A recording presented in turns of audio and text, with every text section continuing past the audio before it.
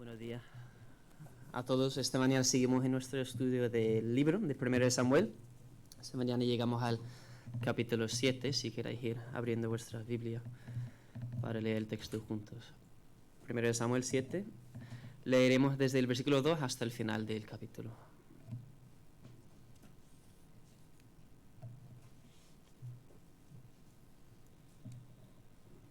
1 de Samuel 7, versículo 2, se lee así. Y desde el día en que el arca quedó en Kiriath Jearim pasaron muchos días. Llegaron a ser 20 años, y toda la casa de Israel buscaba al Señor. Y habló Samuel a toda la casa de Israel, diciendo: si os estáis volviendo al Señor con todo vuestro corazón, quitad de medio vosotros los dioses extraños y a Astaroth, y preparad vuestro corazón para el Señor. Servidle solo a Él, y Él os librará de mano de los filisteos. Y los hijos de Israel quitaron a los Baales y a Astaroth, y sirvieron solo al Señor. Luego dijo Samuel: reunid a todo Israel en Mizpa, y yo oraré por vosotros al Señor. Y reunieron en Mizpa, y sacaron agua y la derramaron delante del Señor, y ayunaron aquel día, y dijeron allí: hemos pecado contra el Señor. Y Samuel juzgaba a los hijos de Israel en Mizpa. Cuando los filisteos oyeron que los hijos de Israel se habían reunido en Mizpa, los líderes de los filisteos subieron a Israel. Y los hijos de Israel oyeron esto y tuvieron temor de los filisteos. Y los hijos de Israel dijeron a Samuel: no ceses de clamar por nosotros al Señor nuestro Dios, para que nos salve de mano de los filisteos. Y tomó Samuel un corderito lechal y lo ofreció entero en holocausto al Señor. Y clamó Samuel al Señor por Israel, y el Señor respondió. Y aconteció que mientras Samuel ofrecía el holocausto, los filisteos se acercaron para combatir a Israel. Pero el Señor tronó aquel día con grande estruendo sobre los filisteos y los desbarató, y fueron derrotados delante de Israel.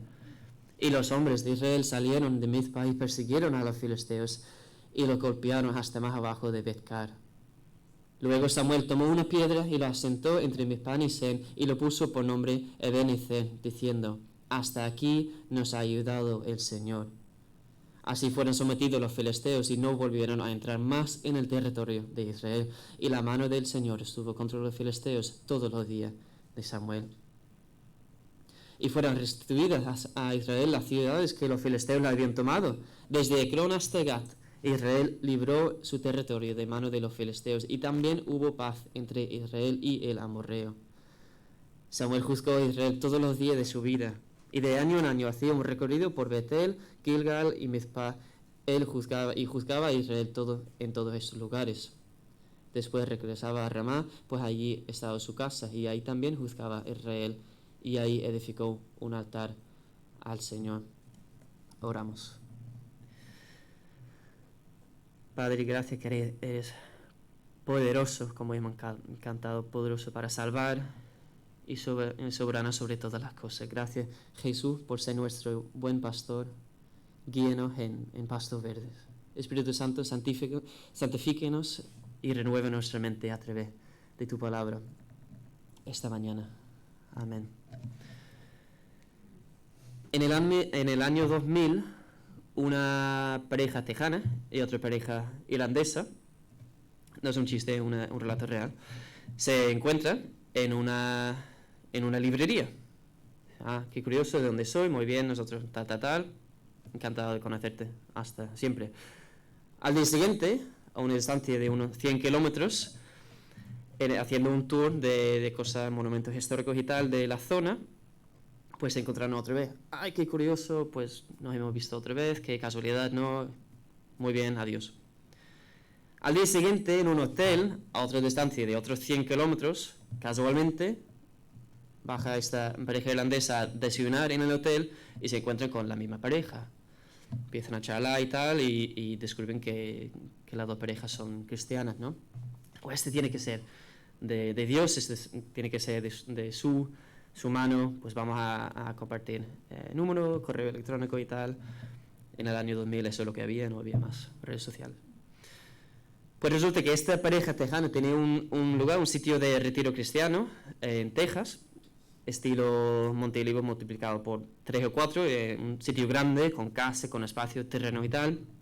Y resulta que la pareja irlandesa son mis padres. Y a los 2 años, en vez del típico verano nuestro en Canarias, pues íbamos a hacer un intercambio en Estados Unidos y se canceló en el último momento. Y mi padre llamó el hombre, dijo, mira, como le dijiste que podríamos visitar en cualquier momento, sigue la oferta en pie. Pues de que fuimos a visitarlos y ahí empezó verano tras verano, visita con esta gente. Que incluso llegó a 2 años después a ayudar a mi hermana a estudiar la carrera ahí, a una hora de su casa, en 2004. Y yo, por mi parte, también en 2008 fui a Texas, a otra ciudad, a San Antonio. Y yo estaba estudiando producción de radio, vídeo, películas y tal, medios de comunicación, y por eso a la mitad de la carrera hice un cambio a otra universidad en el norte de Texas, porque tenía una facultad muy buena para los medios de comunicación y tal. Pero resulta que ese mismo verano, antes de hacer el cambio, cambié mi especialización, mi carrera, a la lengua española. No sé por qué, pero curioso. Y ahí, estando con unos amigos no creyentes, que me quedé en su casa unas 6 semanas en el suelo, en un colchón de aire, pues me hablaron de una iglesia que casualmente estaba a 5 minutos de ahí, que casualmente ahí conocí a Guy y Susi, y pues los que me conocen ya pueden rellenar los detalles a partir de ahí, cómo he llegado hasta aquí. Es un ejercicio muy curioso y muy interesante mental hacer cómo hemos llegado hasta aquí, por qué estamos aquí esta mañana, cuál serie de acontecimientos tuvieron que suceder para llegar donde estás tú hoy. En el texto de hoy, pues igual con esta gente, este pueblo, cuál camino tuvieron que recorrer para llegar al punto en el cual se encuentran en este capítulo. Ya hemos visto, limitándonos nada más al libro de primero de Samuel, hemos visto el dolor y los problemas que tenía esta mujer Ana a quedarse embarazada, tener un hijo. Al final llegó Samuel. Hemos visto el rechazo de la familia de Elí como sacerdotes, incluyendo su muerte y la muerte de sus 2 hijos. Hemos visto la pérdida del arca del pacto del Señor en esa batalla con los filisteos en el capítulo 4, y 7 meses estaba dando vueltas en territorio filisteo. Y 20 años en un pueblo perdido, Kiriath Jearim. Así que aquí llegamos al texto de esta mañana, cómo han llegado a este punto y hasta dónde van, es lo que vamos a estar viendo en el texto de hoy. Si podría dividir el capítulo, que he titulado Hasta aquí y hasta ahora. La salvación prometida, la salvación pedida y la salvación realizada. Veremos una especie de arrepentimiento nacional, estabilidad nacional por parte de los israelitas y además al final florecimiento nacional. En el versículo 2, estamos a 20 años después que el arca del Señor volviese. ¿Cómo han llegado hasta aquí? Pues resulta que hay un hambre, un interés en seguir al Señor, en buscarle y en arrepentirse, pero van pasando los años, 20 años, hasta que Samuel vuelva a la escena de la narrativa que lleva desde el capítulo 3 desaparecido. Quizás el pueblo necesitaba a alguien que les aconsejara en cómo seguir al Señor, quizás pues que les hablara de los caminos de Dios. Toda la casa, versículo 2, toda la casa de Israel, todos los israelitas, digamos la nación, buscaba al Señor. Dice Samuel, ¿eso es lo que queráis? Pues entonces, muy bien, pero dos cosas no son compatibles, vuestra vida y vuestro supuesto interés en seguir al Señor. O el Señor es Dios y nos dedicamos a Él, o Baal y Astaroth son dioses y ellos nos van a cuidar.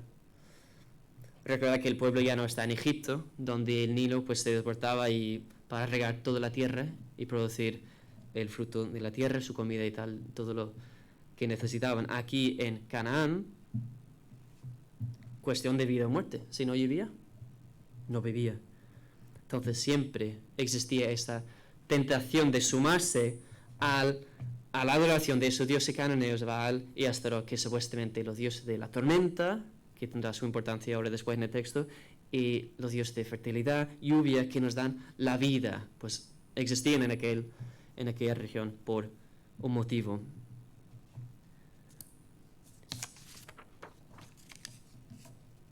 ¿Y aquí en España? ¿Qué es nuestra tentación? ¿Qué es lo que consideramos necesario para la supervivencia? Cosas muy buenas, seguros, pero siempre viene un recordatorio que no son la respuesta. Pues un buen sueldo, plazo fijo, tiempo libre para descansar, la playa, unos cuantos respetos y estar rodeado de familia y seres queridos. Cosas buenísimas. Y si estas cosas no son la respuesta, sino las bendiciones del Dios mismo que nos provee el pan diario, la estabilidad, el descanso y el florecimiento, tanto personal como interpersonal. Decid que queráis seguir al Señor en buscarle, pero seguid fiándoos de vuestros ritos idólatras, dice Samuel, para proporcionaros lo necesario en la vida, no son compatibles. De nuevo, necesitamos, como los israelitas, esta exhortación, este recordatorio, a servir solo al Señor. Dice el comentarista japonés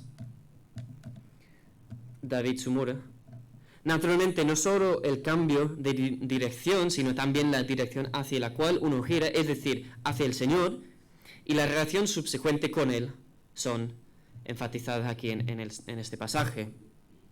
Y por tanto, Él os librará de mano de los filisteos, aquellos enemigos antiguos que, lógico, por lo que vimos en el capítulo pasado y todo lo que sufrieron a mano del arca del pacto en su territorio. Aún así siguen invadiendo, siguen atacando, oprimiendo al pueblo de Dios.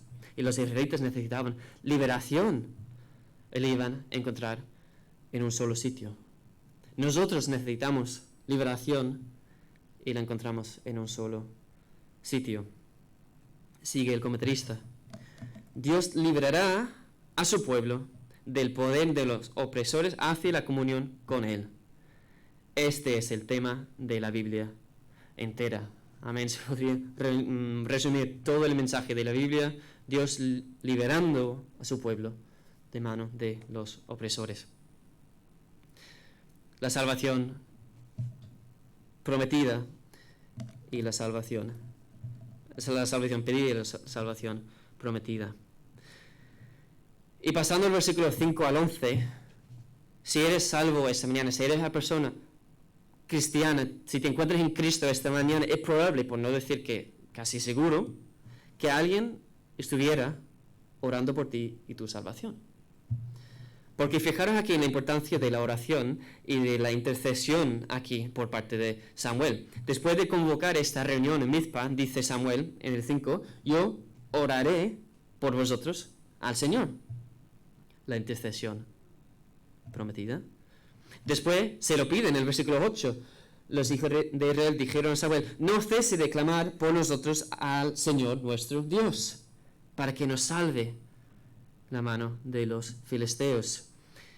Y Samuel actúa en el siguiente versículo, y clamó Samuel al Señor por Israel, y el Señor respondió. ¿Cómo habríamos llegado hasta el día de hoy sin la intercesión de numerosas personas? 3 palabras de las más maravillosas, creo yo, de toda la Biblia. El Señor respondió.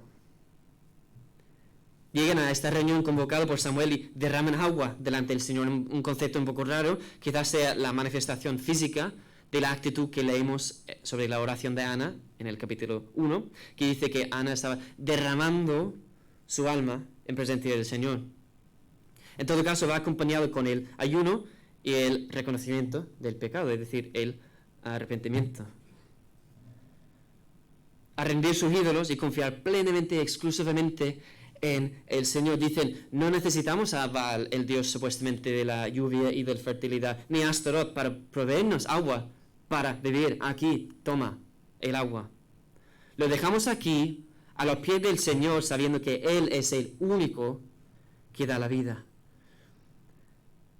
A lo mejor no de forma tan ritual, pero ¿cómo sería para cada uno aquí esta manera rendir de forma definitiva las cosas que estamos confiando para la satisfacción, felicidad, estabilidad, y reconocer que solo tú, Señor, satisfaces mi alma? ayunan y reconocen su pecado, es decir, se arrepienten. ¿Cuándo fue la última vez nosotros, o tú, o quien sea, que ayunaste, dedicando el tiempo, en vez de comer o en vez de cualquier otra cosa que requiere nuestro tiempo, en buscar el rostro del Señor, en deleitarte en Él, reconociendo tu pecado y dándole gracias, porque hasta aquí te ha traído? Volviendo a la oración de Ana, en el capítulo 2, versículo 10, dice: los adversarios del Señor se aterrorizarán y contra ellos tronará desde los cielos. ¿Es Baal el dios de la tormenta? Evidentemente no. Yahvé tronó aquel día, dice el versículo 10, con grande estruendo. Los enemigos se confunden, pierden la orientación, entran en pánico. La victoria es claramente del Señor, pero aún así los israelitas salen a la batalla, dominan al enemigo. Una salvación divina, soberana, sin duda, en respuesta a la oración, pero no perder la responsabilidad humana, primeramente en clamar al Señor y confiar en su salvación, y además en salir a la guerra y reclamar la victoria. Dios es soberano. La salvación viene de Dios. La salvación, como dice Jonás, es del Señor. Y aún así, la salvación viene a través de la fe y el arrepentimiento. Hay una responsabilidad humana, responder y recibir este regalo. Cuando yo tenía 14 años, mi padre, después de una serie de sucesos, pues digamos, dolorosos, dejó el pastorado, dejó la iglesia donde estaba sirviendo en aquel momento, y empezó a trabajar para una misión. Es decir, que iba pues cada domingo, cada 2 domingos, predicando en varias iglesias diferentes, y de hecho hasta el día de hoy se dedica al mismo ministerio. Y nosotros, como pues ya no íbamos a la iglesia donde él era pastor, pues nos unimos a una iglesia bautista del pueblo, y cada domingo estamos allí con mi madre y con mis hermanos y tal. Y fue debajo del ministerio de aquella iglesia donde el Señor me salvó, con 17 años. Un año antes de mudarme a Estados Unidos, donde me encontré completamente solo.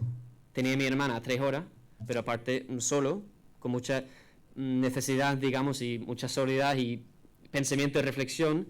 Y fue en esa época que el Señor usó para, en mi vida, mucho crecimiento, necesidad de la iglesia local como familia, hambre de la palabra, de la oración, la evangelización, y el llamado al final, un par de años después, al ministerio tiempo completo. ¿Cuál serie de acontecimientos tuvieron que suceder para que hoy te encontraras en Cristo?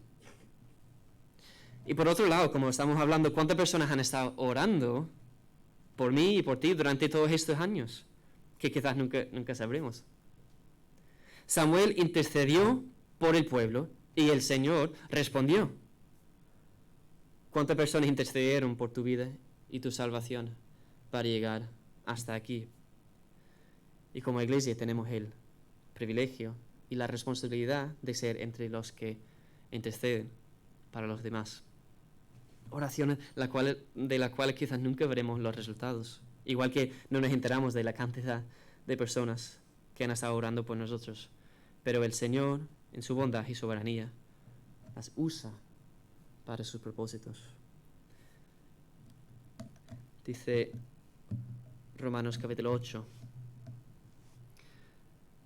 De la misma manera, también el Espíritu nos ayuda en nuestra debilidad, porque no sabemos orar como debiéramos, pero el Espíritu mismo intercede con gemidos indecibles, y aquel que escudriña los corazones sabe cuál es el sentir del Espíritu, porque Él intercede por los santos conforme a la voluntad de Dios.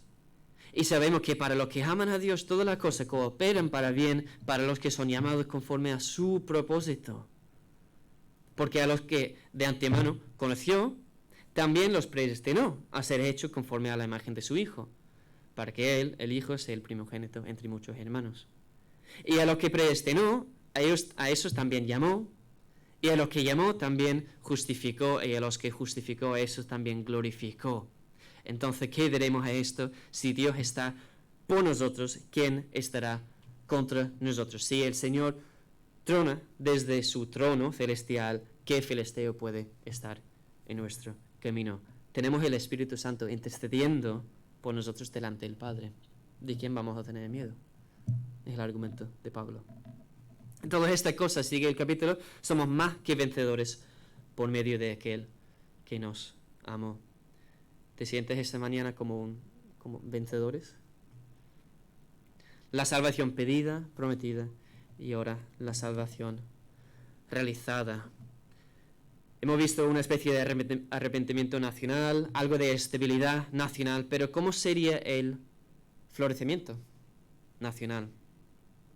El versículo 12. Luego Samuel tomó una piedra y la sentó entre Mizpa y Sen y le puso por nombre Ebenezer, diciendo, hasta aquí nos ha ayudado el Señor. Samuel celebra la victoria y destaca un momento como un punto de inflexión en todas las historias del pueblo. Hasta aquí, o se podría traducir igualmente hasta ahora, hasta este punto, geográfico o cronológico. Hasta aquí, hasta ahora, el Señor nos ha ayudado. Mereciéndolo o no, el Señor nos ha ayudado. Cuando las probabilidades estaban contra nosotros, el Señor nos ha ayudado. Cuando nos quedamos sin recursos, sin fuerza, el Señor nos ha ayudado. Y curioso que Samuel otorga esta piedra el mismo nombre que el lugar, probablemente un lugar distinto, donde acamparon contra los filisteos en aquella batalla en el capítulo 4, aquel desastre. Y lo deja como quizás un recordatorio. Aunque fuere infieles en aquel momento, aunque para vosotros la presencia del Señor fuera un amuleto manipulable, que dierais por sentado, recordad ahora su ayuda especial aquí y ahora. Hasta aquí nos ha ayudado, hasta ahora nos ha ayudado. En inmediato, victoria, paz. Versículo 13. Así fueron sometidos los filisteos y no volvieron a entrar más en el territorio de Israel. Resultado inmediato. Y a medio plazo, la liberación, esa salvación del Señor. Todos los días de la vida de Samuel, la mano del Señor estuvo contra los filisteos. Pero vamos a fijarnos en algunos aspectos de esta liberación, que no solamente la salvación, como hemos visto, temporal, y cada uno vuelve a su vida, no solamente el estancamiento, por bueno que sea la situación, pues el disfrute de, pues como el Señor nos ha ayudado hasta este momento, estamos bien, ¿no? No.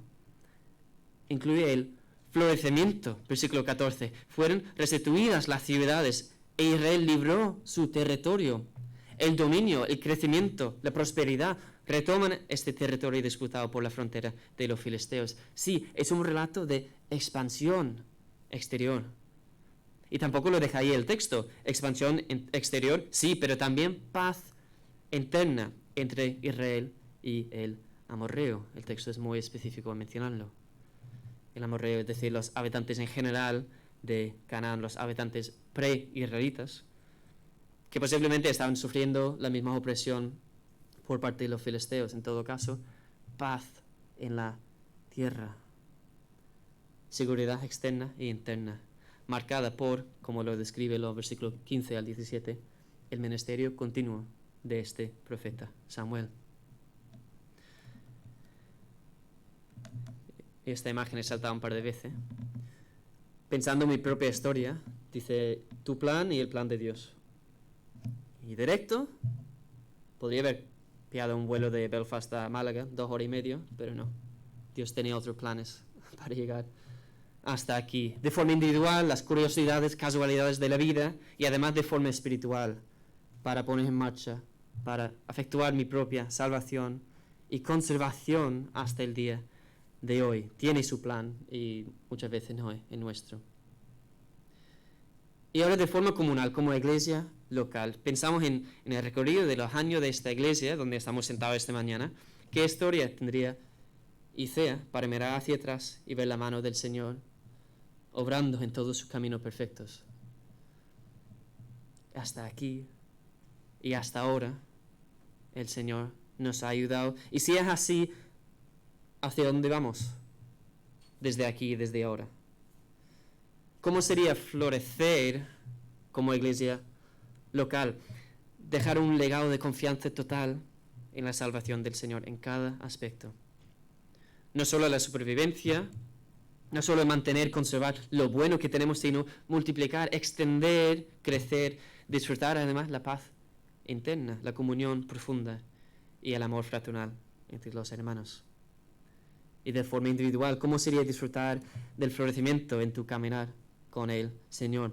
No solo la supervivencia, no solo agarrar lo bueno que tienes, en mantener y conservar eso, sino en multiplicar, que tu talento se convirtiera en 10. ¿Cómo sería eso? Hasta aquí y hasta ahora el Señor nos ha ayudado. Y sabéis que para los que estamos en Cristo, por lo que queda en este viaje, podemos sentirnos seguros en el Señor, que Él nos cuida, como nos ha recordado ya Paco esta mañana. Un par de versículos al respecto. En Juan capítulo 10, Jesús dice: mis ovejas oyen mi voz, y yo las conozco y me siguen. Y yo les doy vida eterna y jamás perecerán. Y nadie las arrebatará de mi mano. Mi Padre que me las dio es mayor que todos, y nadie les puede arrebatar de la mano del Padre. Es más poderoso que cualquier poder o fuerza en el mundo. Filipenses 1, dice el apóstol Pablo: doy gracias a mi Dios siempre que me acuerdo de vosotros, orando siempre con gozo en cada una de mis oraciones por todos vosotros, por vuestra participación en el Evangelio desde el primer día hasta ahora, estando convencido precisamente de esto, que el que comenzó en vosotros la buena obra, la perfeccionará hasta el día de Cristo Jesús. Amén. Nos sostiene, nos conserva, nos protege y nos perfecciona.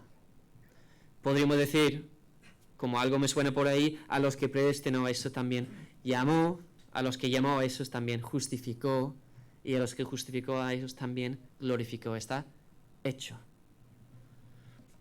Y mi propia vida ha sido totalmente por el cuidado del Señor. A lo largo de mi trayectoria he visto innumerables caer y abandonar la fe. ¿Quién es el que me está guardando? Me conozco demasiado bien para creer que yo haya aportado algo. Me conozco demasiado bien para pensar que quien marque la diferencia soy yo. Depende totalmente de la promesa y la protección soberana de Dios. Pero a la vez es verdad que el Señor no nos salva en un vacío y no nos guarda por alguna especie de magia. Nos ha regalado numerosos medios de gracia que Él mismo utiliza para nuestra conservación y nuestro crecimiento en la fe, ¿verdad? Podemos pensar en el bautismo, en la cena del Señor, la palabra, la oración individual como comunidad de iglesia, y esta misma comunión juntos, la exhortación mutua. Todo eso el Señor en su soberanía utiliza para protegernos y para guardarnos. Hebreos 3, tened cuidado, hermanos. No sé que en algunos de vosotros hay un corazón malo de incredulidad para apartarse del Dios vivo. ¿Cómo va a pasar eso?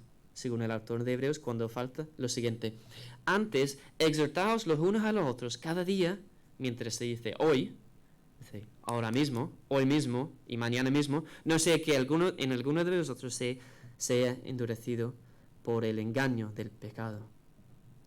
Porque somos hechos partícipes de Cristo si es que retenemos firme hasta el fin el principio de nuestra seguridad. Depende de la promesa y la protección del Señor, sí.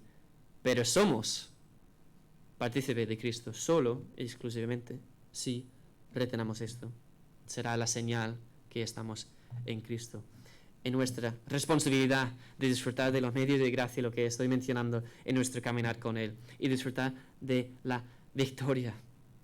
Quién sabe, incluso florecer.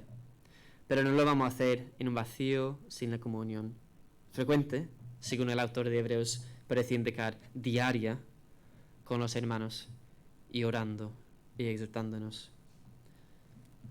Necesitamos un ministerio, un testimonio que nos va a conservar durante los 20 años quizás oscuros, como hemos visto en el texto, como los años buenos y fructíferos del ministerio, hasta que Samuel sea un hombre mayor, como en el texto de hoy, para apreciar. Si no fuera por la gracia sustentadora de Dios, estaríamos perdidos. Yo estaría perdido. Si no fuera por nuestra roca de ayuda, nuestro Ebenezer, hasta aquí nos ha ayudado, estaríamos perdidos.